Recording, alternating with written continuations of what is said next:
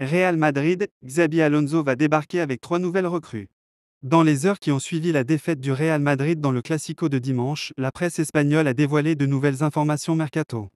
Encore un après-midi très difficile pour le Real Madrid, qui s'est incliné face à l'ennemi juré pour la 4e fois de la saison, 4-3, dimanche après-midi. Si la rencontre avait démarré sur les chapeaux de roue pour les Merengues, qui ont mené de 2 buts assez rapidement, les troupes de Carlo Ancelotti ont vite été dépassées par les prouesses de la bande de Pedri et Lamine Yamal. Une défaite pour le dernier Classico de Carlo Ancelotti, qui va quitter la capitale espagnole dans les prochaines semaines pour laisser place à Xabi Alonso. Avec son ancien milieu de terrain, le Real Madrid veut démarrer un nouveau cycle et oublier cette saison qui est, pour un club de ce standing, désastreuse. Un nouvel élan et un projet qui va se bâtir autour de Kylian Mbappé, mais dans lequel il va forcément y avoir des nouvelles têtes. Si on parle beaucoup des départs potentiels de joueurs comme Luka Modric ou Lucas Vazquez, tous deux en fin de contrat, ainsi que de Rodrigo ou d'Alaba, la presse espagnole spécule aussi déjà sur de potentielles arrivées. Deux noms encore inconnus. Dernièrement, on a par exemple parlé de Martin Zubimendi, que Xabi Alonso aurait voulu enrôler. Le milieu de terrain basque devrait cependant rejoindre Arsenal. De son côté, El Chiringuito y va de ses infos. L'émission nous apprend que l'ancien joueur de la sélection espagnole va débarquer avec 3 nouveaux joueurs. Le premier ne surprendra personne, puisque c'est Trent Alexander-Arnold, qui a déjà officialisé son départ de Liverpool.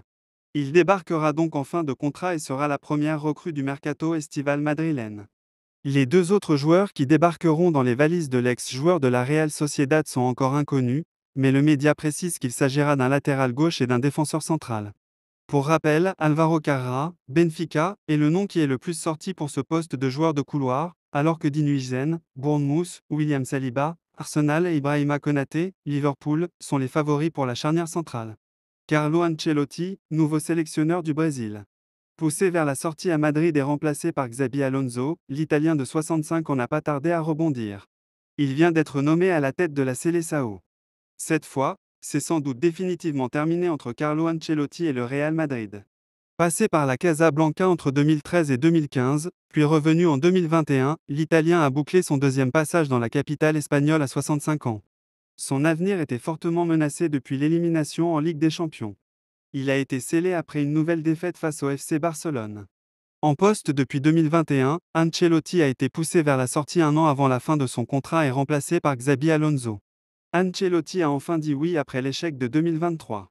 Une fin de règne que le technicien transalpin n'a pas mis longtemps à digérer puisqu'il a immédiatement rebondi au Brésil. La CBF vient en effet d'annoncer la nomination de l'ancien coach merengue à la tête de sa Seleção. La plus grande équipe nationale de l'histoire du football sera désormais dirigée par l'entraîneur le plus titré au monde. Carlo Ancelotti, synonyme d'exploit historique, a été annoncé lundi, 12, par le président de la CBF, Ednaldo Rodrigues, comme le nouveau sélectionneur de l'équipe nationale brésilienne. Il dirigera le Brésil jusqu'à la Coupe du Monde 2026 et entraînera la Marlina lors de ses 2 prochains matchs de qualification contre l'Équateur et le Paraguay le mois prochain, a indiqué la CBF. L'arrivée de Carlo Ancelotti à la tête du Brésil est plus qu'une décision stratégique. C'est une déclaration au monde entier que nous sommes déterminés à retrouver la première place du podium. Carlo Ancelotti est le plus grand entraîneur de l'histoire et il est désormais à la tête de la plus grande équipe de la planète. Ensemble, nous allons écrire de nouveaux chapitres glorieux pour le football brésilien, a, de son côté, déclaré Ednaldo Rodrigues, président de la CBF, sur le communiqué de la fédération. Fraîchement intronisé, Ancelotti n'aura qu'une, courte, mission au Brésil, performer à la Coupe du Monde 2026. Ancelotti connaît bien plusieurs cadres de la Seleção. 4e du classement des éliminatoires âme sud du mondial qui sera organisé aux États-Unis, au Canada et au Mexique, le Brésil a 6 points d'avance sur le barragiste. Mais si la Seleção a de fortes chances d'être à la Coupe du Monde, son piètre visage affiché depuis des années, sans réel leader, a forcé la CBF à aller chercher une pointure mondiale.